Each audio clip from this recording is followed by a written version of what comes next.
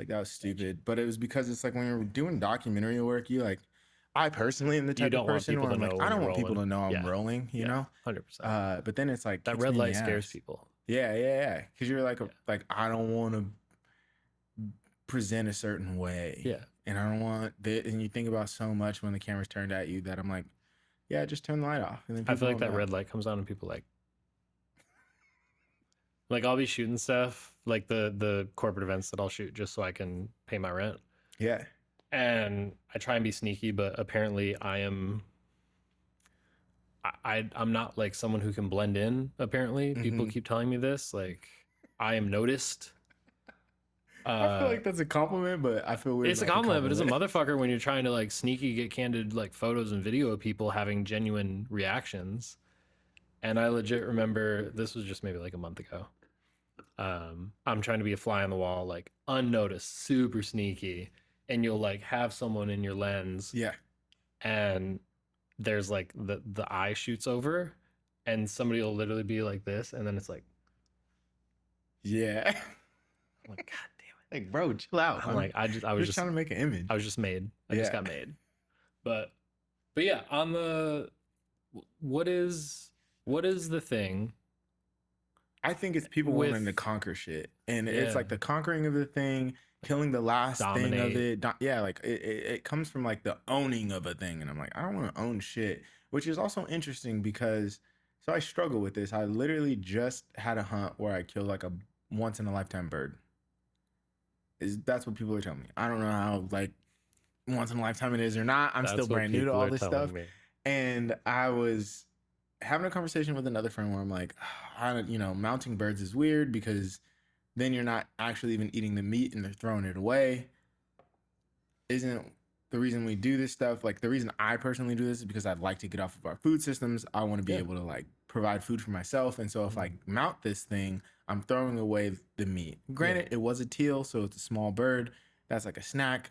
A quail is a small bird. Exactly, but it's still a delicious And they're bird. delicious. So yeah, so I'm torn. But I like just dropped it off to get it mounted, and I was like, I think I'm falling into the trap of it all. But I know I'm not gonna do it that often. Like obviously, if I shoot something that's like a once in a lifetime kind of a thing, like something that should be documented and kept forever, then yeah. But then I'm also like, what we personally, the two of us do this for a living where we document things and make it last forever.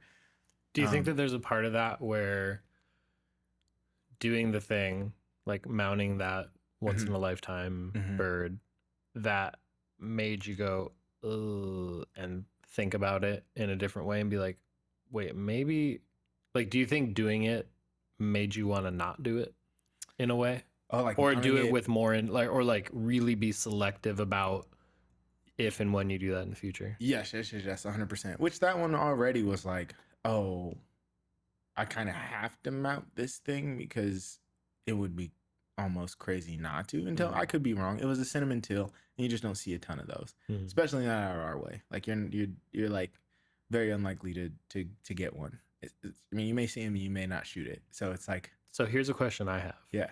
As a bird watcher. Yeah. If you don't see them that often, why shoot it?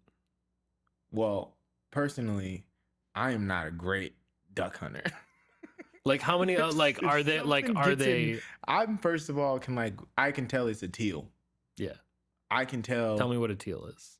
It's a tiny, fast as fuck little bird. Apparently it's not even that fast in the bird kingdom, but it's fast as fuck when you're trying to shoot those little fuckers. You know what's fast as fuck? Doves. Doves are fast also. Fast. Yes. So I can't identify them that well. I can tell like if a bird is a legal bird to shoot or not, but I'm like, it's hard for me to see if they're like, is that a drake? Is that a female or a male? Like I can. Is a teal a duck? It is a duck. Yes. Okay. Yes. Yeah, it's a little duck. It's a small, fast duck. Duck. Yeah. Is it like when you say it's like a once in a lifetime rare? Is that because of how many there are, or are they elusive? Like what? I think it's just elusive because it's like something to do with their genetic makeup that makes them turn that like cinnamon color, and then they take on the way I describe it would be is they take on the like colorings of a variety of teal. Like normally it's like a duck looks like this or that. Like there's a blue wingtail and a green wingtail. Right. The cinnamon has fucking blue wings, green wings, and it's cinnamon, and it has the polka dots of one bird, and it has like all of these beautiful colorations in it. So and just like a fabulous ass little exactly little bird. It's just a beautiful ass bird. And you were just like, I wasn't like, oh, that's a cinnamon. I was like, you're like, and then they're like, duck. this is a cinnamon. And you're like, okay. Like when they recovered it, like that's how it was. Did Bo get the duck? No, I didn't even bring him out. Okay. Because I was hunting with other people, and I wasn't even hunting. I was filming, and then I got to hunt a little bit, which I think is the beautiful part of our job. Like specifically me focusing on the outdoor industry, I get to like participate in the thing while also doing it, and I felt like, I don't know if you feel this way, and this is an open-ended question as well, but like I feel like when I'm filming the thing, I'm not a part of it, and so now I've been trying to take a little bit of time to put the camera down and participate as well. Yeah. Do you feel like you struggle with that? Because I know you do a little bit of this, like you work a good amount in the outdoor industry and trying to make that transition to really focus in the outdoor industry. Yes. Shameless, yes. I would like to work more in the outdoor industry, in the photo and video space. Adam Catchman. Yes. Go fast. Go slow. Go slow. What is it? Slow fast. Slow fast. God, slow fast. Yeah. There is I mean, that kind of gets the old adage of like, once the thing you're passionate about becomes your work, you do it less. Yeah. When I was riding bikes a lot, I thought about trying to work in the bike industry before I was in the actual like photography and film business, and everyone was like, don't do that. They're like, you'll stop riding bikes. Yeah. Like it's so, yeah, there's definitely a level of I think sometimes there's just not enough time, like from the like actually shooting. Yeah, they're just the day is such a stretch already. Yeah. I think that's where personal projects come in, like when a client isn't, when you're not on the client's dime and time. I think that's a really good time to just be like, okay, cool, I'm gonna go shoot this thing, I'm gonna go out with someone, and I'm cutting myself off at 4 hours of shooting, and I'm just gonna then do the thing. I still can't do that though. Like I feel like when I'm like when we were we're out and we're filming the salmon thing, right? I'm like, when I'm out there and it's good, I want to fish. But when I'm fishing and it's good, I want to film, because then I'm missing shots. Yeah, you're like, oh, it's happening. Yeah, exactly. Yeah, and then I'm like scrambling, trying to get my camera up and put like, well, there's fish down. Around here. I want to fish for the fish. Yeah, because I haven't hooked anything yet personally, and so it's like finding the balance of it all has been for sure a struggle for me. But now in the last year, I've been like, you know what? If I felt like I got the shot, I do not need to overshoot it, because there's never going to be a time, at least in my experience at this point, there's never going to be a time where I'm like, yeah, I just need that one more time. And then that one more time was even worth it. Yeah. I mean, somebody who I just started working with came to me because they had the experience of working with a couple other people where the footage that they got and some of the end product that they got was the result of overshooting. Yeah. Because then you got to go into post. You got to go into post, and you just like it. Yeah. I mean, I feel like a lot of times in that photo video world, less is often more. Yeah. You know, like even if your stuff ends up like, let's go kind of like the old school classic route, like you're shooting for a magazine. Yep. How many photos are you going to get in there? 6? If you're lucky, I guess. It's like 6 is kind of like, damn, that was a big spread. Yeah. So I've kind of taken that approach, which you have to have some confidence with, for sure. And being more, I mean, I feel like your pre-pro definitely has to be spot on. Yeah. You know? I mean, it's not in frame right now, but literally sitting right next to us is 22 note cards of a paper edit pre-shoot. Yeah. Like completely this is pre-shoot. Planned out. Yeah, this one is pre-shoot. Yeah, no. Yeah. Now I understand why my documentaries are not as good. Yeah. It's just like you have it, but like I've taken that into, that was kind of one of the big appealing things of working with me with this new person, is that I was like, listen, I'm not We're not gonna go out there and figure it out. We're not going to go out there and figure it out. And also, we're not like, because it is on location stuff, Yep. run and gun, Yep. the thing that I've been doing. And I was like, shooting, I don't want the shooting to get in the way of what is taking place. And And so I you don't still want people to have the experience. I still want people to have the experience, Yeah, and I yeah. don't want to exhaust people by being like, can you do that one more time? Can you do that this way? I want to just be like, I need this, like this, so that it's less disruptive. And also, like, I don't want to just be shooting because I'm supposed to be shooting. Yeah. You know, like on some of the corporate gigs, it's like, you know, we've always got our cameras on us, and that's because like people need to see us with our cameras always in our hands, but they're just on us. Like, Yeah. you know, it's like, You're like, I have shot the shit out of this, and I don't need anything else. But I mean, I think that's where, But I have to present. You know, not to claim a space that I'm still aspiring to, but that's where a level of skill comes in. Yeah. And I'll even back that up. It's more so discernment, and then the skill evolves with that discernment. Okay. But if you don't have the discernment, I think you'll always overshoot. Okay.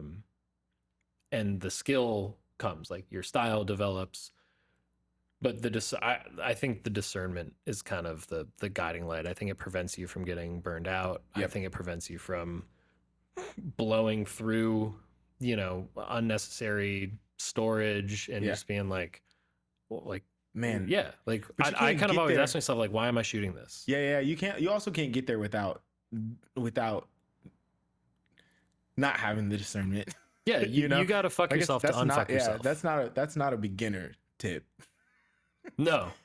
Shoot the shit out of stuff in the beginning. Get it. Yeah. You gotta know that you get it. But once you recognize, like, I mean, I have not been at this for that long, but I do feel like when I am fortunate enough to be on a job, whether it's my own, whether it's somebody else's, I know that I'm shooting things for a reason. I'm shooting, like, it's motivated. Yeah. Everything's motivated. Yep. It's not just, oh, that looks pretty. Oh, that thing, or this is happening, I should shoot it. Yeah. Like, I really disagree with that from just an operating perspective. I'm like, I'm not trying to just fill up cards with footage just because, like, it's pointless. Why? Yeah, I feel like I've learned that on the road, where it's like you see all these, you think beginning, middle, end. I need an intro, like getting into a space, transitioning out of a space, like those kind of things. And you're like, then you shoot so much of it where you're like, I just shot 3 minutes of a person walking. You're like, do I actually need that, or do I need a foot touching the ground, a wide shot of the space, a shot over shoulder, a detail shot of his wide, face, medium, tight, beginning, middle, end. Yeah. Like it doesn't, like, you don't have to overdo it. And then it's more so just like finding the important things. I think sometimes it's like hard though when I'm like, especially in the outdoor space. Like for me, a lot of this is like, you never know when it's gonna happen. When it's just coming and at you. I wanna, It's coming at you. Yeah, and I'm like, I want to be able to get it. Yeah. And so I feel like that's been the fun thing for me transitioning into the outdoor space, is like, especially like hunting and fishing. Like that's where my work is evolving into. Which actually next year it's kind of moving out of that. I don't know why I keep doing this to myself, but I am. But it's I'll just slide in right behind you. Yeah. I'll fill the gap. I'm like still gonna work in it, but it's like I've made a goal for myself is to like make some proper documentaries where it's not like I got into this originally. Shout out to like my mentor Faith. I feel like I had some conversations with her earlier in the year last year, and she was like, I wanted to be a documentary filmmaker. Yeah. And I'm not there yet. And I don't know why that conversation like stuck with me in the way it did, but I was like, you know what? When I first got into filmmaking, when I was living out of my bus, and I was like, I'm gonna be a fucking filmmaker. Like, that's the thing that I'm gonna actually chase. And it was with the intention of being a documentary filmmaker. And I keep being like a filmmaker, but it was to really be a documentary filmmaker. And I wanted to make shit that like actually mattered. And not that branded stuff doesn't matter, because it definitely does. And I think that brands definitely have an influence on the pulse of society, especially in specific sectors of the world, Mhm. like the worlds we live in. And so those things do matter, but I'm like, I'd like to make something that is not touched or affected by anyone else other than like my experience moving through the world. Mm. You Do know? you have something envisioned? Yeah. I Like, do. what is the I do. off the top of the head? Unless It's it's already a way under project I'm wraps. working. It's a Okay. project that I'm working on. I started like pre-pro on it already. Okay. Sure. It's called. It's all of my things. Every project I ever do that's passion has a good name and title. This one is "Help Me, I'm Black." I'm going for it on this one, and it's gonna be a political piece, and it's conversation, and it's something that I just feel adamant about, and things that I've just been like stewing on for a long time, and I finally am like, fuck it. I think that like building platforms and making the work that you want to make and see in the world is so important as an artist, which I never called myself an artist, but now I feel like over the last couple of years, It's a fucked up I would call thing. myself an artist. I still am just like, I am not an art. Like, I say it all the time. It is so. I'm shouting into this. That's all right. That's excitement. It's passion. That's how we know you're an artist. Yeah, like why is it so hard? Not to fully sidebar. You're taking on a passion project with a great name. Why is it so hard to claim being an artist as like a photographer or as a quote unquote filmmaker? DP, cinematographer, whereas filmmaker, like yeah. Get some, no shade to these folks, but like grab some clay and fucking make a mug and you're like, I'm an artist. Yeah. Like, why is that so much easier? I guess I don't know that it is, but it seems like the amount of people in every other creative space who are like, oh yeah, I'm an artist. Call themselves artists. Yeah. Whereas this is different. I don't even know if it's different for us. I don't even tell people. I'm like, am I a photographer? I don't know. Am I fucking? I'm like, I think it's just. I think that could be a you thing, because I think there's a lot of. I think that could be a me thing. I mean, a lot of things are me things. For real, like there's a lot of us. There's a lot of folks I think in the industry that would call themselves artists. I struggle with it because I just never saw what I did as art. Yeah. Up until I like started having a style, I would say, until I really started to find my voice in my cinematography. See what I mean? See? That's it though. You said you didn't struggle with it, but now you're putting yourself in air quotes. It's funny though, because that's it though. And I think that's like when you become like once you find your artistry, whatever, I don't know. I think a lot of people, I don't know. I've wanted to even make t-shirts that were like, I'm not an artist. Because I think there are definitely some people in the industry that would say that, but documentary, branded storytelling, that stuff it doesn't feel like art, I should say. But it is. It is. It's taken me a while to get there. Yeah, but now it's a wild thing. Now I feel that way. All right. I did not plant that flag. I did not. I'm planting my flag firmly, and I'm like, I'm a hunter. I can't even call myself. Well, I can say I'm an activist now, conservationist. I'm a brother and a brother. I'm a lot of things. I still am just waiting for the moment where I'm sitting here with you one day and you're like, I got you. I'm not Kenny. I'm his twin. Bro, I'm just waiting. I'm waiting for that moment. I feel like, I mean, I could be also his twin.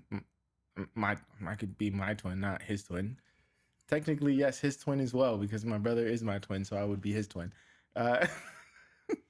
Anyways, yeah, I don't know. I think that back to the artist thing, I think there's a lot of filmmakers that would call themselves artists.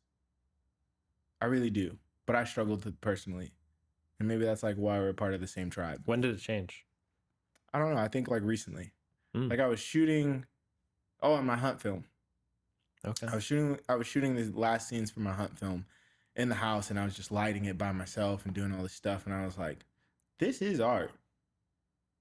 I don't know what changed, because I've lit scenes plenty of times, but I was like, this is art. Like, this actually is art. This is beautiful. I love that. And that was it. And I think you'll also have that moment. I'm waiting for it. It's going to happen. I feel like I need to find my niche and my groove I feel like I still haven't found my space yet. When we talked about that project you want to do, I don't know if you want to talk about it on here or not. Yeah. Your food. Yeah, I'm going to call it your food poetry. Yeah. The other project that I really need a swift kick in the ass on, because I keep having more and more people around me have little connections to it, would be a documentary about the use of prison labor to fight wildfires in the West. I'm surprised there's not like a film out, especially after, I think it was last year during the fire season, there was like a New York Times piece on, and so I'm kind of shocked that doesn't exist at this point. I think I could be misquoted, but Chris Yanich over here just shot like a firefighter film. Yeah. I think like a wildfire thing. And I had like read a book about a wildland firefighting crew that I found absolutely fascinating. And I did not know, like I'm sure many people don't know, that Oregon, Washington, I think California, but that a lot of states in the West will have inmates serve on wildland firefighting crews. And the moment I heard that, it just struck me like, I mean, literally like a bolt of lightning of thinking about who in our society is held in some of the highest regard. Like, it's firefighters. Whoa. Like, oh my God, bro. They're have the contrast there. They're heroes. They're literally like, they're, for some, it's like there are firefighter strippers. Yeah. I mean, they're like they are the top of kittens out of trees. Yeah. It's like they are the top of the hero food chain. And even like they can do no wrong because they don't. All they do is save people. They save people, and also like a lot of times, like police forces will be like, "Oh, we need like fire," and the fire station are like, "Well, no, dude, we're not participating in that." Yeah. Like, no. Yeah. So it is some of the most honorable people in our society, viewed and like just held up so high. Yeah. If anyone is on a pedestal, firefighters. Yeah. And I just like envision this scene of, you know, like you're just thrown right into it, and a wildfire crew is ending their day and they're all dirty, and you know, the crews are talking, and some of them go back to fire camp, and then you're like, oh, those guys are going over there, and you follow one and they go onto a bus. You're like, that's weird. And you're on the bus with them, and then they pull up and, you know, back to prison. Back to prison, yeah. Yeah, it's kind of wild. Like that, and that is like, that's the reality for those people. And then we have our view of people who are in the prison system, which is, that's a whole other bag of worms. But it's like, you know, and you have no idea what they're there for. Often it's very punitive, and you know, they're getting none of the accolades and adoration, and you know, it's like, it's just literally being used. And on top of that, they're protecting and defending things that they don't have access to, because at the end of the day, like, they're saving people's houses, and then they have to go back into a cell. You know what's also wild to think about? Their only experience in their specific circumstances at the moment, their only experience in nature and the freedom is when it's burning to the ground. Yeah. And it's like a hellish environment inside of that moment of freedom. Yeah, like, could you imagine? And like, I mean, I understand, like, yeah, it's like, oh, they get to get outside, and this is all just speculative. Yeah. But I have one friend who has it's a friend of a friend who taught yoga in prisons. Apparently another friend's uncle used to run wildfire crews. Chris just shot like wildland firefighter documentary. So it's too That many. has legs, dude. It's got legs, and it's Yeah. too many people around me who, like earlier, how we were talking about access, Yeah. like, oh, how's this guy doing this film? It's like, man, it's access. Everything. And I feel like there's a couple things around this that it's like, oh, the access is getting a little bit closer. Yeah. And I have people around me who I could lean on to really like make it happen. What stops you from making these things? Because you got a couple of projects. Yeah. We've had conversations. What stops you actually from making these things? Because I think there's an interesting, Yeah. like, I just had another conversation today with a really good friend of mine, Spencer, and he was struggling a little bit with his life post college and post college athletics, and I'm wondering, like, what keeps you from just making the thing? I think that one is not knowing where to start. And more than not knowing where to start, it's something that I struggled with in my previous career was my bar is so high. And but in the first couple of years, by default, you're going to be nowhere near that bar. Yeah, absolutely. And that is something that has been internally discouraging for me in this, because I have like the standards that I have. I need to just like keep reading that Rick Rubin book, because there's this great, line in it, one of hundreds, but it was about like letting your taste be your guide, and that your execution will not live up to like your personal tastes. Yeah. But if you just stick to the fact that you know that you have like an eye, that you, even if you can't do it. Yeah. And I think that's where I'm at right now, is like, I know what I want to do, but like, I'm not. So it's like almost this fear that like you have these great project ideas, but you don't want to not do them justice. I don't want to not do it justice. And so then you just don't do it. Yeah. Bro. And this is, and of all of the, in all the things I've done, this is the first thing where I really haven't had someone like in that kind of mentor space who I can work alongside with, work under, bouncing ideas off of, just like pick up little things. Like I had a chef who was a mentor. I had people in the food world. I had people in those spaces. Yeah. Where it's like, okay, cool. Like they saw the drive, they saw the taste, the discernment. Like they, in those spaces though, did you have to seek them out, or did they just see you inside of like a work environment? It was a little bit of a mix of both. I just kind of rose up to them at certain points. I think the thing with the creative world, and like I've never worked in an agency, is that nobody, like very few people are seeing how I work. And it's like, I know that I can do the work that I want to do. It's just a matter of like getting in those spaces, like seeing the little things that make the difference. But it's like, if I'm on a job, it's like, yeah, there's a couple people around. But it's like, if you're at an agency, it's like, yeah, a couple people are. There's just more people around seeing your stuff. They have more like the connection network is so much bigger. And when it was in the food world, like there was the network of cooks, the network of chefs, and everyone kind of talked, everyone knew each other. Yeah. And there was also a pretty small pool of talented people.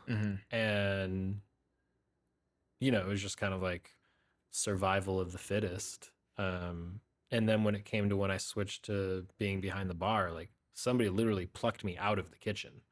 They're like, I think you would be good at this. Like, come do this. I'll show you how to do this. Yep.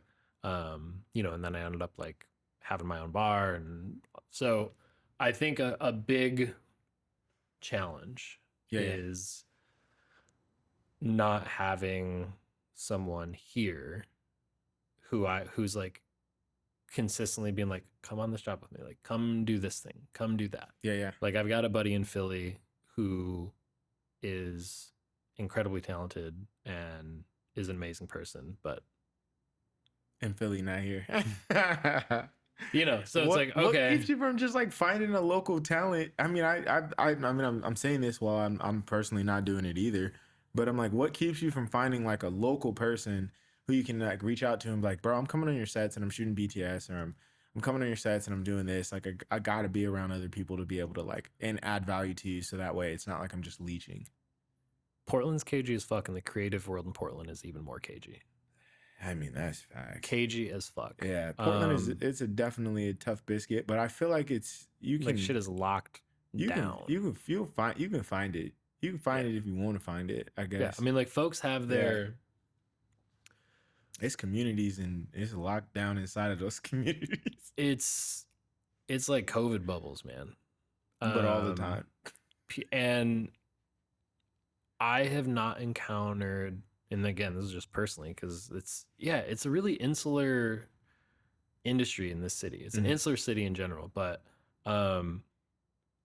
like people just kind of, it's like when folks, like if you're into mushroom foraging, it's like if somebody finds like a little spot, they're like, that's my spot. It's just like, this, nope. And I've told one friend about it, and that's I just think there's less of a culture of nurturing like talented people, or honestly untalented people who are just really hardworking. Because I don't think talent's everything. Like, no, I do think that I have an eye and an aesthetic and an approach. I think that sometimes I hit that bar, but I think that other times, because it's the first few years for me, I just get overwhelmed with the whole process because I'm having to do everything by myself. Yep. Whereas like if I can get on a crew and I can just shoot, or I can just like, I don't even have to have a camera in my hand. Yeah. But it's like when I have to do everything and think about all these things, it's like I'm just being like, fucking what the fuck? It's so funny too because too much going on. I feel like with the filmmaking industry, like from my perspective, it's almost like you have to like rise through the ranks. Like you got to be the one man team. Then you level up and you get your grip gaffer. Then you level up and you get your sound guy and PA, and you just kind of have to slowly build this thing. And it could be just the route that we've taken to do it, right? Like I think that's the one option, and then you have the other option, which is trying to do like proper like union style jobs. But then I feel like there's not the same level of room for growth when you take that route. And so I think it's almost like you have to choose one or the other. Spend 8 years and then you become an AC for someone. Exactly. And it's like, bro, I don't want to do that. Like I have and I honestly don't. I'm like, I think there's something beautiful and special. Like I've gone and done big productions and I like that stuff, but I don't want that to be my career. Yeah. Because there's something special about the intimacy of like really getting to know a person and a character and building a story out. And I think that's more so what I'm leaning into now. Yeah. And I like small teams. I think like 4 to 7 people on a set is wonderful. Yeah, small great. I love that. But it is hard though. And then you're like, okay, how do I do that and then still find a mentor inside of that? Yeah. Like, does that mean I have to keep hiring, like get a job and hire a DP that I want to work with? Yeah. And like learn from. I mean, finding someone to be, just kind of like, I don't know. I've been taken under the wing of a few people. Mm-hmm. I mean, it's a bit of a head fuck to be new at something I mean, I was late in 32. I'm just like, fuck. I'll literally be 35 tomorrow. And I'm just like, damn. But and I will say this, like there are people who will say validly, will just be better. Mm-hmm. And I kind of like I yes and that because I completely understand like there will always be like you can always just be like I'm gonna do nothing but this and I'm just gonna keep grinding, chase it like smashing my head against crazy the wall, and I don't know if maybe it's because I did that previously and just kind of like fucked my personal life. Yeah. And my health and my like, I could sustain it because I was 20 Yeah. But It's hard to find a it's balance in interesting that. because Yeah. now I want that balance of like, I want to have All the a good things. relationship. I want to be able to like hang out with my dogs. I want to be able to Have hobbies. try and be like relatively fit and have hobbies and live a life. Um,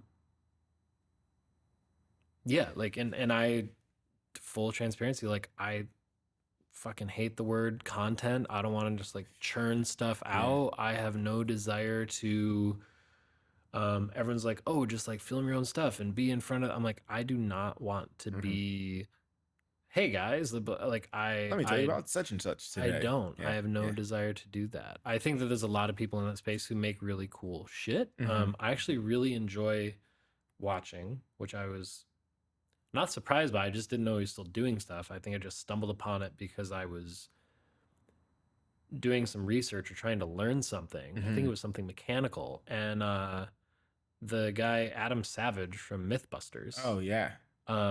has his own YouTube channel. It's just him and he films himself. Phenomenal. Hmm. It's great. Hmm. He's so eloquent and it's great. It's not about him. Yeah. Yeah. He's just a conduit for questions and information, and and he's just like delightful to watch because he's well spoken and very Hmm. thoughtful, Okay. but still personable and accessible. And you're just like, wow, that was. It's almost like how Neil deGrasse Tyson almost represents all of the like Gotcha. physicists because he's just like he's got the He's sauce to got it. deliver Yeah. it. Yeah. Yeah. He's It's like definitely that. got it. But yeah, like I don't. People have been like, oh, you need to make your own channel. You need to do this, and it's like I don't think that's correct. Hmm. Like everyone wants to be very. It's not for everyone. It's not for everyone. Yeah. Everyone Yeah. wants to kind of be broadly across the board prescriptive, and Hmm. like that's just not That don't work. for me. Yeah. And it's Yeah. Yeah. it's been like a bit of a bit of a uphill battle this past year, Hmm. but I think that whether it's like I need to just find the proper motivation or have some ego dissolution and Make the shitty thing and put it out. try to do the project that I have in mind and Yeah. do it. Like, Yeah. yeah, maybe that's it. And it's just like, okay, put it out there and be Mhm. like, man, I really wanted that to be The thing. perfect. You wanted it to be And the not thing make that any took you to the mistakes. next level. Because I Yeah. think that's where, like, for me, like, black people don't do that. For instance, like, Like, I I wanna didn't be want to there. make that because I was like, I know what I want it to look like, and I know, and I'm not there yet. And I was just so caught up in what I thought it was gonna do for my career that I didn't make the piece forever. And then I was like, fuck it. Like, I Just- might die, Yeah. so I might as well at least get the shit out of my body. Yeah. Like, get it to a physical form. I air quote that because I'm like, it's digital, yeah, obviously, but yeah.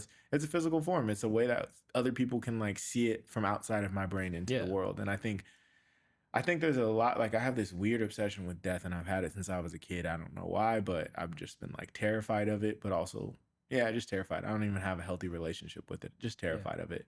And I think most people don't have a healthy relationship with death. that's fair. The vast majority. Yeah.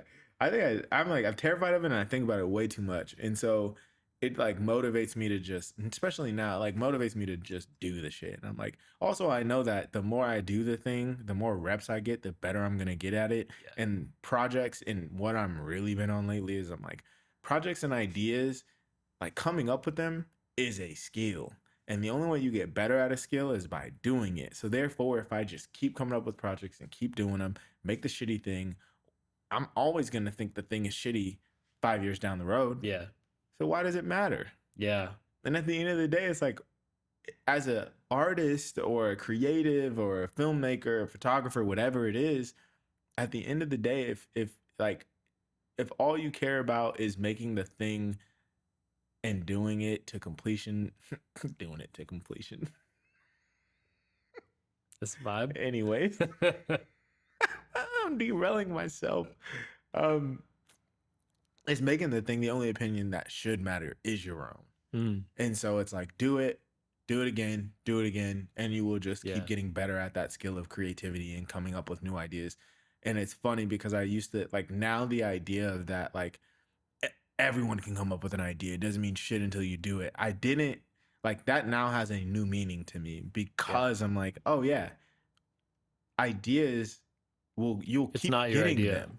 Yeah. It's not your idea. You'll keep Yeah. what is that? Magic? What's that book?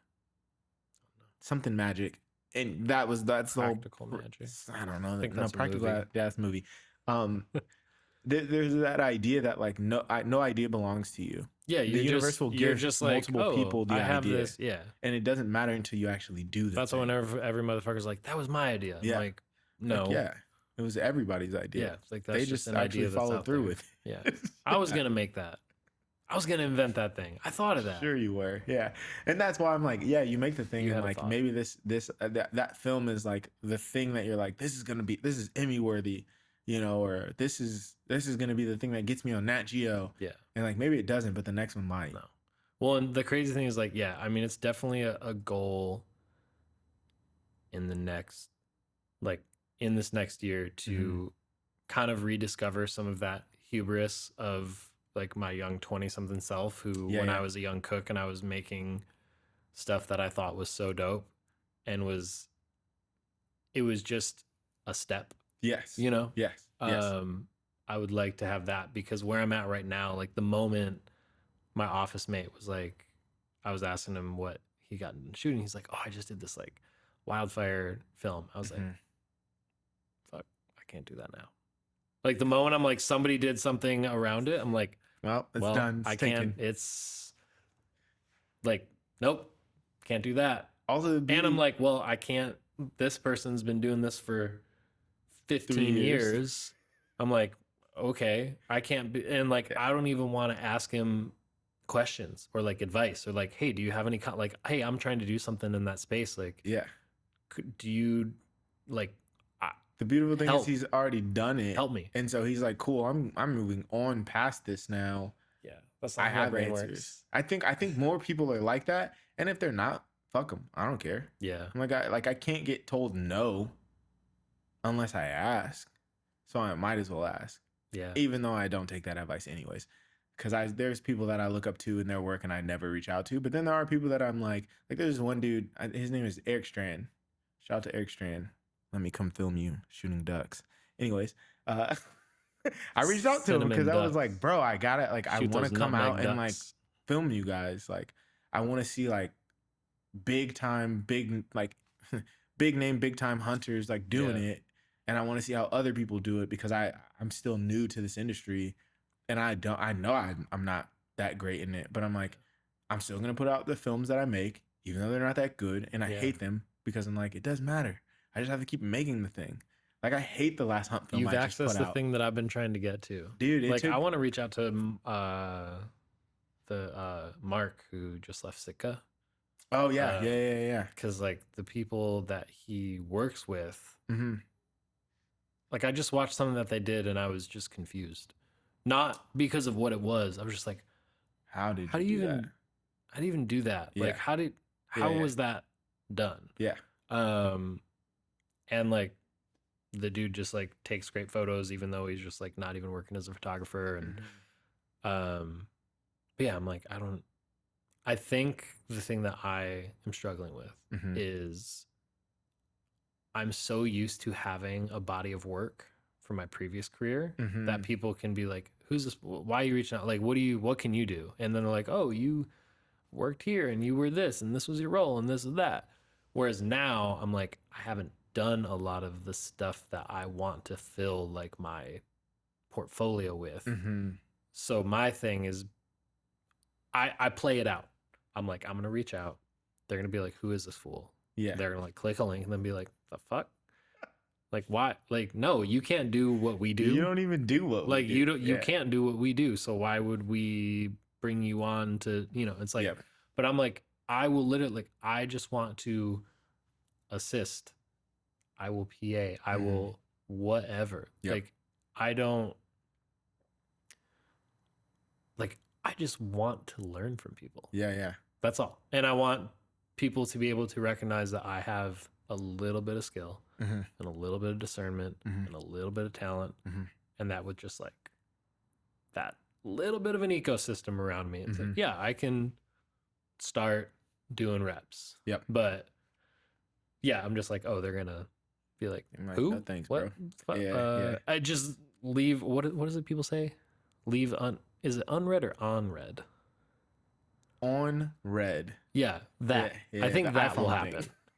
I think that will happen. Which birthday did you say this was? 35. He said unread or on red?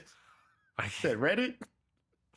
I still don't know what it means. Oh, it's because there's like It means like people don't read your messages. no. They read it and they have a notification on that tells you that they read it. So that way when turn that shit off. Yeah, a normal person would. Turn that shit Remember off. that ego conversation we were having? Ego. That's a thing for sure.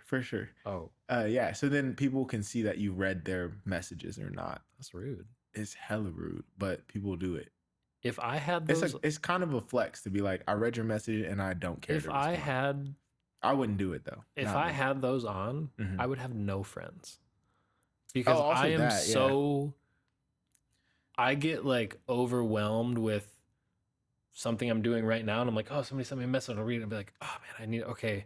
I'll come back to that. All right, I got to respond to that, and I'm just like, oh fuck, I need to like I have sticky notes on my desktop that say like, text back so and so, get back to this person, because I'm just like, just everywhere.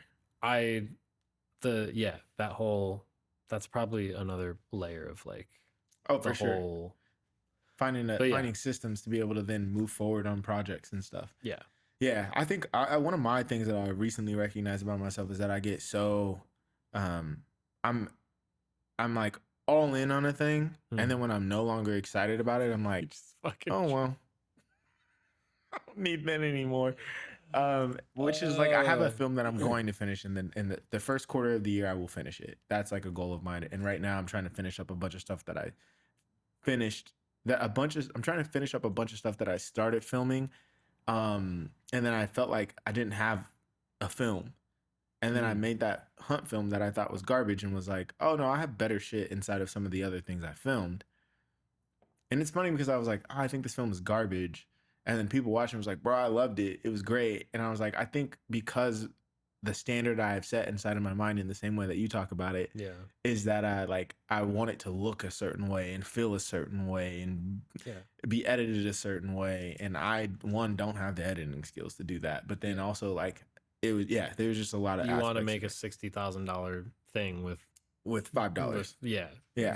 And so I was like, whatever, it's fine. Put it out into the world. You'll come up with new ideas and better concepts and see it all the way through. And it's going to be a better experience. And so I did that and it's fine.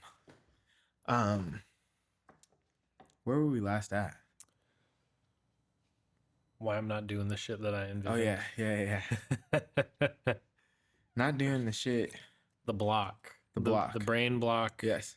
Isn't it funny though, because it's like you're willing to do that with fishing. You don't care. Yeah. But there's no audience. It's not for anyone. It's because other people can see it and are watching. It's just for me. Yeah. What if you treated filmmaking like that? Yeah, Kenny, what if I treated filmmaking like that? What if I did that? Yeah, I mean, it's a fair point. I mean, I think that taking it too seriously and being like overly precious instead of just making stuff that sucks and then being like, oh, and then I learned something and then make something that I'm like, no, this is stupid. And then refine. Yep. Yeah, I'm sure that would be a very useful approach. Especially with some of the projects that I would like to do. I mean, I don't think that like the convent monastery one that's fairly uncomplicated. The wildland firefighting is a little more complicated. The big thing with that has been logistics. Yeah. Filming in a prison. Filming on a wildfire. Yeah. You can't just roll up as a person and be like, things. Yeah, I'm gonna film this. Like you need to train. That's probably something that I should do this year if that's a goal of mine. But yeah, I mean, there's definitely some things that are in reach. I mean, the you know, barbers and hair braiders and stuff like Yeah. across the country, I think like is also relatively in reach. Hmm. And that one, it's like, yeah, I'd want to be the most consistently distinct looking. Hmm. Um, that one I'd be like, okay, how do I get some money to do this Hmm. and pay myself nothing and just hire people so that it looks good? Um, like that's one of like the big vibrating train things going Yeah. on. I got. Oh, But my question. My question is, because obviously I think now we live in a world where everything is on social media, right? yeah, You know, people are not just catching fish to catch fish; they're catching fish to post fish. yes, So fishing is very much so for everyone else. yeah, You do post your fish online. barely, Okay. barely. Okay. iPhone photos of yes. Hmm. Um, Why treat it any differently then? I mean that's a completely fair question. Um, Because like you're. well, you know what? I don't consume. I think a big part of it is like I don't consume like fishing stuff. Uh, Like I don't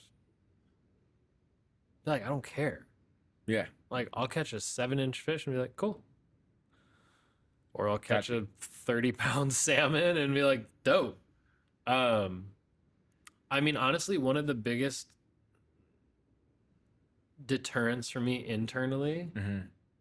is like I'll see something dope. Like I'll see a dope piece. Like there was what was the last one? I mean, it was a while back now, but it was from Eleanor Films. Okay. I can't remember the name of the woman who runs it. Um, very talented. She did a 40-second film about brotherhood, two twin brothers. So beautiful. And I was just like, God damn it. I'm not shit. Like, I don't Mm. know how to do that. Like, Mm. that's so gorgeous. Like, that is a beautiful, very short, like, and so a lot of times, like, seeing something really good, Yeah. Yeah. Yeah. instead of being Yeah. motivating, it's discouraging. It's wild because when I see something good, I instantly think, how many projects did it take them to get to that? Yeah. And I don't know, I probably didn't feel that way at first, but then I like the more I started working with other people and I started being like, oh shit, this guy works 150 days out of the year. This guy works 300 days out of the year, Right. and then you're like, oh, well, this person is constantly working at their craft. Of Yeah. course they're gonna get good. Yeah. And that's what I'm trying, like, that's what I am trying to do. Like, genuinely, Mm-hmm. I don't need to always have a camera in my hand. I I really just want to work more. Got you. Not on You want to work more on good things, I not want to just work work more on more. good things. Yeah, like Yeah. and if I do There's a just work difference. more, it's like okay, at least then like I hope it Write the check. pays well. So that I can shoot something of my own and be like, Mhm. okay, cool, I've got some money to put into Yep, this. yep, yep. Yeah, I just want to work on things more so I can absorb and see because I do think it just takes that repetition. Like I'm at a point now with cooking Yeah. where I don't even like think about it. Yeah. I mean, I do like there's obviously shit that I don't know, but like when I think about I don't know how to cook everything in these styles, but it's like I made like Moroccan food for one meal last week. Mm-hmm. I made Japanese food for another meal. I made like Thai dish for another meal. Like I can, and it's from like I cooked Japanese food for a few years. I worked at a Thai place for a few years. Mm-hmm. Like all of these things And it was and rep after rep after rep rep. after rep Yeah. after rep. Where now like I can bang out dinner at home, and not to brag, but it's pretty good. not to brag, but like we'll go out to eat sometimes, just be like, should have just eaten at home, man. Like, and it's just because like I can, like, there's just that baseline under, like, it's woven into me. Like, Yeah, but you 15 years of my life, like, that's the point. getting after it. This is the same conversation But I I was having started earlier. out Yeah. like I was making, like, I remember when I was 12, maybe 19. Yeah. And I like made this dish for my girlfriend, and it was like I prepped the fuck out of it. And it was like, it was these 3 different fish. It was like hamachi, tuna, and salmon. Yellowtail, tuna, salmon. And it was like yellowtail that was seared with like an herb sauce, kind of like a chimichurri ish, or like yuzu kosho. Like, it was all very Japanese influence. I was very into Japanese food. And then it was, you know, salmon with a thing, and then I did tuna, like raw and sliced, and I took like a little bit of like stuff called fruit de brique, which is brique pastry, like the super thin, crispy pastry shell, and I formed it around a ring mold, and I made this perfect little crispy cylinder on top of the tuna, which, like, I put it on a rectangle plate because every plate was a fucking rectangle in 2008. And there was no, this is the thing. My biggest burden now is self-awareness. I lacked the self-awareness then. I didn't know, and I didn't care that it was like kind of, it's like, all right, bro, like, it was good, don't get me wrong. Also, like, this is Detroit. Yeah. But I lacked the self-awareness, the self-observing, self-critical thing. Like, I was just trying to learn, and I was doing that in a way that was like getting me set up to like make these building blocks. So I think that's the biggest hurdle now, is looking at my own work and having so many stupidly talented friends. I think like it's obnoxiously talented friends. My one, I mean, you know, Tal is not like a friend, but like a homie, a dude I know and like I enjoy spending time with when he comes through town. His name is Tal Roberts. Like, just won a Leica award. Like, yeah, but it's in France. I know, but it's funny to me because it's like you're getting like, I had the same conversation today with my homie Spencer, and I was just like, you spent 20 fucking years to make it on a Division I track team, right? You got there. You're a 1% athlete. It took you 20 years. Now you're looking at yourself doing the next thing, and because it's taken you're 4 years in, and you're like, well, why aren't I as good? And I'm 3. And it's like, bro, you're a quarter of the way there. But I think that's the big thing, is like previous success. For me, like my previous success, like I was very good at cooking. Yeah. I was quite good. But that's my point, is that like the previous, you got there and it took you how many years to get there? It took a long time. So why is it so difficult? And I feel like I'm still getting, like, you're still getting better.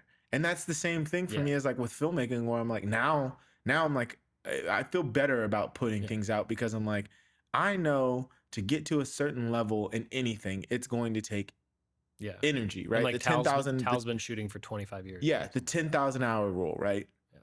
If you only do it 1 hour a day, it's gonna take you fucking 10,000 days to get there. I think that's 30 years. It's longer than that. That's the crazy part. I did this the other day, and I was talking to my niece, and I was like, or not my niece, but my little cousin, and I was like, she was comparing herself to one of our cousins, and a lot of 27.4 years. 27.4 years. There we go. 27 years, bro. And that's if you do an hour a day. So it's like, duh, you have to spend time doing this thing. Yeah. And that is almost it makes me feel better because then I'm like, cool, now I have to pick up my camera to go do this shit. Yeah. Like, I'm not going to get better, and you have to intentionally do it. It's not just doing it an hour. That's the fucked up part. That's the part that gets me, where I'm like, yo, like, I have friends that have been shooting for years and I love them dearly, but I look at their work and I'm like, bruh, you're just doing the same thing over and over and Okay, over and are you over ready for again. this? That is my greatest fear. I don't think That that is my it's, greatest fear. but also, Is being the dude who's just like, oh, you've been shooting for 20 years and you ain't got no your better, bro. shit's whack. Yeah, like, bro, Shit just is so whack. take a break. Because, and do you want to know why? I've encountered so many of those people For sure. who lead with, well, I've been doing this for 20 years. But that's why. I'm like, Doesn't that doesn't mean shit. Yeah. Just because food is local doesn't mean it's good. It's just local. Preach. It's local bullshit. Preach. Like, that is my greatest fear. And to that, like you talking about just needing to pick up the camera. Mhm. I just, oh God, well, we'll see. I tend to have a thing with, like, I think that I can, like, gear my way out of a problem. Oh yeah, a lot of people do. But I just bought a new camera because the camera that I have, I just, like, didn't enjoy using. I Mhm. don't want to use. Mhm. It was like a burden to, it was just so much work Mhm. to use. And I was trying to figure out how I can position myself next year Mhm. to just like be ready to go and need to spend less time fiddling technically. Mhm. And I was like, I need to get rid of this thing. I need something that I can just grab. Yep. Yo, we're doing this thing. Like there. Yep. Roll up into a fucking nun convent and be like, cool, I got my thing. Yep. It's not like, oh, hold on, I need to this and that, and like, okay, it needs to like, and then I need to stabilize it, and then this, and like, oh, I can't put it on a gimbal because it's too big, and then I can't, just like, so I got a camera that would make me want to, that would lower the threshold of entry to wanting to use it. It's just like, great, I can pick it up, turn it on, shoot. I think there's it's easy to get caught up in the gear thing for sure. And I have like I wouldn't say a bad habit of buying gear because I'm not a camera person. Yeah. I've owned I had an A7 II. It was like an A6000 to an A7 II when I was a photographer. And that's the problem. I am a camera person. I'm just like, it's a tool. And I've definitely gotten caught up in, I mean, when I bought it was like, then a Blackmagic, then I bought my FX6 and I haven't bought another camera since. I have and 3 gimbals. Yeah, I've owned a few gimbals for sure. But I realize I hate gimbals and I don't buy them. I have I have an Easy Rig, a Steadicam. I have Dana dollies, fucking all sorts of stuff that I don't always need, but I bought it because I wanted it and I saw myself being able to use it for maybe one shot rigs. Well, and I wanted to be, wanted to be like, yeah, I've got that. I'm ready. Because like owner operator type of thing. Yes. Again, climbing through the ranks. It's like, cool. Yeah, no, I've got that. I can show up with 2 camera. Like I have 2 Blackmagics. Yep. I've got 2 Blackmagics. I got 3 gimbals. I have a gimbal ring. Yeah. I've got, and it's like, I use the gimbal ring once. All that shit's heavy. Yeah. It's heavy. Yep. To use, unless you have like a tiny carbon, Movi gimbal ring. Like it's heavy. So I got this gimbal and the gimbal ring, and I got a gimbal that I could. So the thing with me getting into it is I got the camera that I could get, which was the Blackmagic. And then everyone's like, well, like it doesn't have IBIS, but like the heavier it is, the more stable it is. Yeah. You make it heavy and stable. Okay, great. So then I got a gimbal that could fly a heavy camera, right? And then I was like, okay, well, I want it to be. So then I got the ring for the gimbal and the camera. And then I was like, what the actual fuck? Like, I can't even use this. It is so wildly impractical. And now you have to get, what is that thing called? A Steady Rig or Easy, whatever. The Easy Rig, but it's the 2-arm version of the Easy Rig. Yeah. And now you've got that thing. And now you're loading 7 boxes in the car just to be able to get one shot that you're going to use for 2.5 seconds. Yeah. which is the reason why I try not to use most of that stuff, because you just spend more time rigging it than using it, and it has to be very intentional now. And that's why I got this new camera, because I can pick it up, turn it on. Yep. Ready to go. I think there's something special though when it's like, if you have tools that you're excited to use, you'll probably find reasons to use them. Yeah. But I fell into the trap of getting tools that I thought would enhance your work, because it's not going enhance my work and enhance like hireability and make my or not no, I know what you mean. Like, it's like if you buy the red because you're like, I'll have a red because people will hire me because I have a red, and that 9 times out of 10 never works. Never works. But then the other side was like, oh, like I just need to have the shit so that if I do get hired, it's not like, okay, I got to go to the rental house, got to pick this up, I got to, and then it's like you're booking stuff, you're picking gear up, and then you're just shooting, then you're dropping gear out, and you're just like a fucking gear donkey. Yeah. So I was like, okay, cool. Like I'll get the shit. Yep. You know, I've got like my 6x6, you know, frame for diffusers or negs, whatever. And it's like, I've used that a couple times. I mean, that is a very useful thing. I'm like, I love mine. It's a very useful thing to book light for interviews. Bro, I just don't shoot. I don't get to shoot a lot. Oh, that's fair. That's fair. Like, I'm not on that stuff. I'm trying to get on that because, like I said, I'm trying to just get in with some folks. But yeah, I fell into that gear thing of just, okay, buy the gear, it'll elevate my work. Get the gear because, like, oh, I needed this on that one, but it's like, because in the first couple of years, it's like doing these kind of, it's a bit random things. It's scattered. And some be like, oh, I really need the footage to be super stable. And it's like, okay, well, it needs to be super stable. The only camera I have is my Blackmagic. It doesn't have stabilization. So it's like, okay, cool, I'll get the gimbal. That can fly the heavy camera. And then it's just like, and I'm there on the shoot, just like, it's fine. And then it's vibrating because I'm just like, this is terrible. So yeah, I got something that actually one of my office mates has that he has shot a lot of his stuff on feature length. And I just kind of realized like the power and simplicity. Oh yeah. I mean, I'm moving back on all of my sets right now where it's like how can I have this one light and maybe something else in the background and just make it look as naturalistic and real as possible. Also, I think the more you reduce shit on set, smaller crews, smaller everything, but I work in the documentary world, branded documentary stuff. And so I think that like the more you can reduce stuff, we're not working with talent, you know what I mean? Like these are not trained professionals. These are real people. So if I've got fucking 25 people on set and there's all these people in front of them, it's really hard for them to like open up and share their entire life story with you. Just like how can I go deep when I've got 25 people staring in front of me and I've talked about the hardest thing in my life ever in front of one person? Yeah. Now I got 25 people staring at me in my fucking face. Yeah, right, bro. Get out of here. Walkie-talkies. Yeah, I'm not doing that. So I think like this year, it's like, okay, simplify my setup because I think for me, I need to, and this is where like the mentor thing comes in. It's like, I need things modeled for me right now. I don't know. This is not my area of expertise. Yep. Like I am someone who can become very proficient in something. Like this is not my area. Yeah. This has been a passion of mine for years. Like I've always carried around a camera, but seeing people, like a big reason for the camera change was just like seeing really talented people be like, I'm just going to use this thing. Yeah. Like homie next to me just cut a 40-minute doc that he was saying, he's like, oh yeah, that camera that you just were rolling on is what all of this is like. It was just shot on that. And so now it's like, okay, I've got the capable camera. This camera.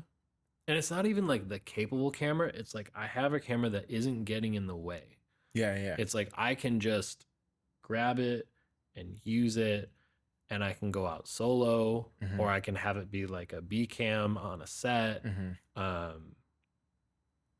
And yeah, really just have it be something that I could lean on a little bit, because the setup that I had before just wasn't working for what I wanted to do, because it meant that I needed a bunch of other shit to get the type of stuff that I wanted. Yeah. Like, it's like, okay, cool. You want to go shoot a verite doc thing? It's like, great. Well, then you're going to have to like stabilize everything in post, or like, oh, and it's just like weird form factor, and it just made it too complicated to use. Yeah. And and especially with like, I really want to work in that both branded doc and documentary world.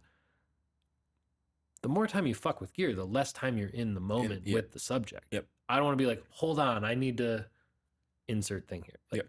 I don't want to do it. I want to be like, okay, no, I need to like switch the setup of it. Like, so that's a big thing. And I think just having one less reason to be like, oh, I can't do it. It's like it's just like simplify it and make it so that it's like, great, I can just go like, quote unquote, knock it out. Yep. Because yeah, like things just got too complicated. Yep. And I was like, just overthinking in the simplest way. So, absolutely. Yeah. So you're scaling back too? Scaling back in the sense of like the amount of things that I bring onto set and like setups. Trying to do like a little bit less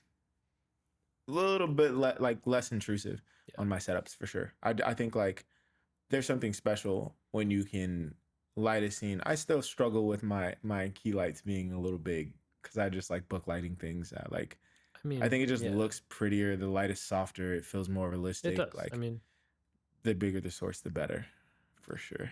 It's hard to get around like physics. Yeah. Yeah. Like you can't. Yeah. Yeah. But I'm like, I don't need to have like 15 lights in a scene anymore. Like I have no desire for that kind of stuff. And there was a while where definitely like I get on these sets and I'm like, oh, I'm about to go back and recreate that on a smaller level. And then I was like, I gotta stop doing that. Like it's getting in the way of what I think my talent is, which is connecting with people. Yeah. And I'm like, that's what I want to do anyway. I want to connect with people and share those stories and then make people feel something and then make changes. So hopefully I can do that and keep doing that. Yeah. I mean, that's the goal, right? Is like, don't get in the way of your own process, and don't let the process get in the way of the progress. Yeah. Like, boom, you just said that's it. That's you need to fucking tattoo that on your hand or something so you fucking do it. Yeah, dude. Yeah. I feel like this is dope as shit.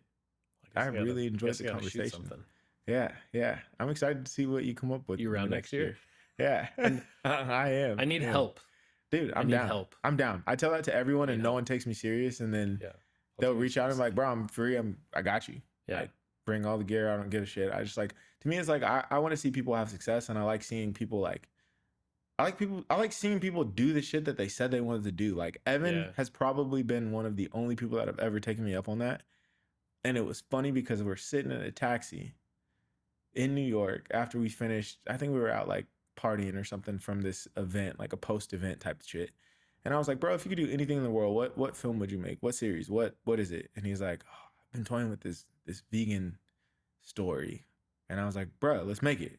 He's like, what? And I'm like, all right, let's talk about it. And we got back to Portland, and I'm like, let's meet. When do you want to talk about it? And we meet, and he's like, so there's this one guy, he's got a vegan restaurant. And I was like, was he this? And he's like, I don't know what you're talking about. I'm like, was he that? And I'm like, I think it's the same person. Let me call him. Called him up, got a meeting set up, and then we shot the first episode. Like, shot a teaser to then get funding. Because I'm like, I think there's just something special about when people find shit that they really get excited about. I'm excited to be on that fucking set. Like, how many times have you been on set where people are curmudgeony and hate their shit? And I'm like, bro, why are you here? Like, why do you do this if you hate it? Like, go fucking work at the bank, bro. Like, don't be here. That's real. Like, that is real. No one's forcing you to be a filmmaker. Yeah. Go work a regular ass job and then work on projects that you're actually excited about. That's the crazy thing for me. And so and it's easy to get curmudgeony. I found myself getting curmudgeony at one point in my career, and I was like, bro, I'm working too much. I'm not doing shit I like. I need to stop. And I need to refocus myself and do stuff that I'm excited about. Because if I'm not, I need to go work at the bank and then do the shit that I'm excited about on the side where my money does not dictate the type of work that I do. Yeah. And until I can get to that point, then maybe I got to figure something out. And I feel like I've been lucky enough to like consistently either work around people that I really enjoy, or somehow get projects funded, or get pulled onto other people's projects that are in alignment with the things that I like. And that's been like, for me, it's just been the best part of the journey. And now I'm like, how do I get to talk to more people about this shit? So it's like a very non-cringy, like follow the passion. 100%, bro. Like in it, like when those platitudes are accurate, but there's so much nuance in such a simple statement when you pick it out. Like but it's so simple. Like it's funny, like when it's like all the cliche shit that people say, it's real. Yeah. Like that's it. They're like, well, how did you get to where you are? I just kept making shit. Kept doing it. Yeah. You're like, shut up. Like, give me something like that I can actually apply. And then the application is keep making shit. Yeah, because like everyone wants these steps, but it's like there's kind of just one. It's one. Just do it. Do the thing. Like if you want to make films about freaking dinosaurs, make a film about dinosaurs. Do that, yeah. You know, like it's gonna be shitty the first time and the second time and the third time and the fourth time, and you might just hit it on the fifth time. Yep. And if you don't, the sixth time, maybe the seventh. And just keep plugging away. Keep doing it. And it like works out. And I think like the more I talk to people that I like really look up to in the industry, the more I'm like, oh, everyone is literally just doing the same thing. They're just doing it and they find a way to keep doing it. Yeah. And sometimes that path is not as linear and perfect and pretty as we want. Yeah. But it's like, drive for Uber, bro. Like work the day job or do whatever you have to do to maintain it. And I think that's like the thing that I've been like, I mean, my path hasn't been perfect and pretty. Like I've definitely done Uber Eats at a point in my life, or it wasn't Uber Eats at the time, but it was something else. And it's like, you do whatever you have to do to continue to do this thing. Yeah. And I was like, I'd rather be homeless and chase a dream than never chase it and never figure it out for myself. 100%. Yeah. Yeah. So it's keep showing up for myself. That's the truth. Yeah. Keep showing up for yourself. Yeah. I feel like I need to start showing up for myself. Yeah, bro. And I like, it's funny because I'm like, we're having this conversation right now, and then we're gonna look back at the end of next year just like this, and it's gonna be like, damn, bro, I can't believe I did all that shit. No, I just gotta do it. That's what I'm excited for. I'm excited for the recap next year. Well, I got the camera, so it's basically it's done now. I just need to buy a couple more things, and then I'll be successful. Then I'll be all right. I just need a $20,000 computer, and then I can edit it. Yeah, I just need to buy an Alexa Mini, and then everything is pretty on an Alexa. That'll get it. Yeah, that'll be the thing. Yeah, that'll do it. No, I just need to do it. I just got to do the thing. I just pulled this thing. Look, the nose ring. I can eat. Nice. Yeah. Do you want to hear something crazy? I went and got a smoothie at Harlow, and I was like, "What is that?" And it was like on the step. I was like, "Oh, it's like a piece of plastic." I was like, "Oh, it's a little nose ring thing." And I was like, "I wonder what this would look like." I like it. And I was like, "Wait, I kind of fuck with this." I like it. And then I was like, "Oh shit, Kenny's got one." Yeah. And I was like, "All right, it's nice when it's subtle. This is day one. It's nice when it's subtle. I like it. It's a good vibe. I'm like, do I take it out before I go home? No, you just wear it in just the house, roll up with it and be anything. Like, this is me now. And she'll probably like, baby, look, I like it. Let's go get it. Yeah. I kind of vibed with it. So, damn, bro, this has been a great conversation. This is the new. I unlocked it. This is the new me. I mean, the new camera, new you that shoots the docs I want to shoot. Yeah. We should do the barber one. Bro, I'm down. When you told me about that, I was like, that idea is fucking sick. I should finish writing that out because there's some like one local, like find a dope one, like, and then just look what's the next easiest one. California. Yeah, and then I mean, somewhere in the Bay, somewhere like you make the first one, and then it's figuring out from there, like, where do I find funding? How do I get this project picked up? Yeah. And there's a lot of people that are great at grant writing, but I think a lot of that has to do with like, personally, it's like make the thing and then try to find funding.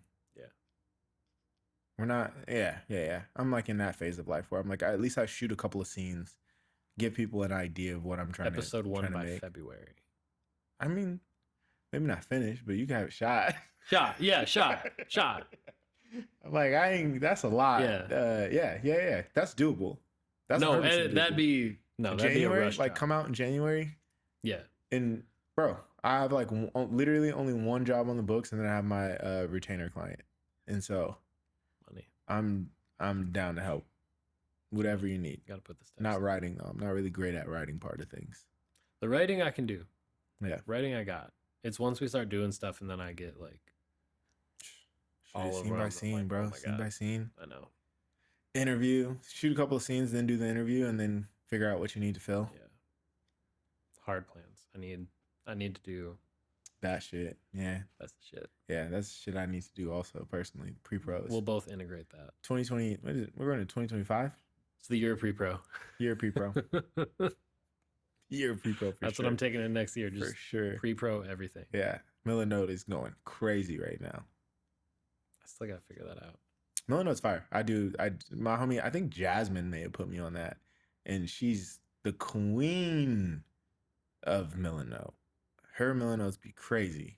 I need to see a good one. That's what I need. I'll I need to intro see y'all. a good one. I'll The intro y'all. visual. Mine is not right, like quite there because my brain doesn't necessarily work that way in the same way, but hers are crazy. Yeah, I'll intro y'all. I need Well, to see shit. it first. All right, let's get off of this. This has been recording for 1 hour and 50 minutes. Damn, for real. Golly. All right, y'all. Oh my God. My sleep Has is turned on. I know. I'm like, it's got to be like 9 o'clock. My It's do not 9:13. disturb. God damn. All right, well, where can the people find you? Slowfastphoto.com. Slow Fast You can Photo. kind of find me on Instagram, but not really. Yeah, you don't really be posting on Instagram. I posted like 6 times this year, maybe. That's so absurd. I hate Instagram. I mean, we kind of have to do it though as our careers. Yeah, I've thought about it. I've thought about switching it because it was a thing, and then I was like, I don't want to do this anymore. But yeah. Well, just come meet me in person. come to the studio. Yeah, Come to the studio. slowfastphoto.com, Slowfast Creative. Slowfast Creative will reroute you because I'm big brain. Yep. Got the reroute. Like that. But Like yeah, that. that's where I'm at. All right. Well, shit, y'all. Appreciate y'all for listening in. And then you'll on TikTok. You be on TikTok? Fuck no. Oh. Like, I tried TikTok. I can't. That's just not for me. Absolutely not. And I'm okay with that. No way. I'm okay with that. Yeah. Who knows? Maybe there's like a fake TikTok. I mean, Gary Vee had it right on a lot of things, but Just me. yeah. Just a website. Yeah. That's all I Website. got. All right. Well, peace out, y'all. Call me. Reach me if you want to beat me. Call me.